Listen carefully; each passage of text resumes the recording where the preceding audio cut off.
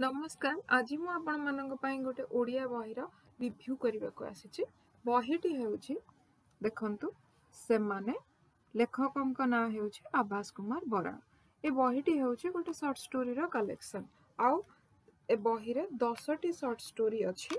आउ से स्टोरी गुडिक बहुत ही सुंदर हेछि। केते गुडे स्टोरी शॉर्ट स्टोरी रो नाम आपन को पढि कि सुनाउची, जेमिति विश्व, छेली, बंसी, पेट, चौकी, गराख, गंध, डेंटिस्ट। आउ बहुत गुडा स्टोरी तो बहुत कॉमेडी हेछि। ए बहिटी पढ़िले आपन को गोटे रिफ्रेशमेंट फील हबो। मु रिसेंटली मार्केट रु आनिछि आ समस्त बहि स्टोरी गुडिक मु पढिछि। सतरे स्टोरी गुडिक बहुत भलो हेछि। आपन को भी गोटे नुवा कल्पनार दुनिया को नेकी जीव आपण से दुनिया रे भल फील करिवे। आउ एठी देखि नियंतु बहिर ना सेमाने। निश्चय मु चाहिबे आपण जाई बहिटी को किनी पढंतु। धन्यवाद।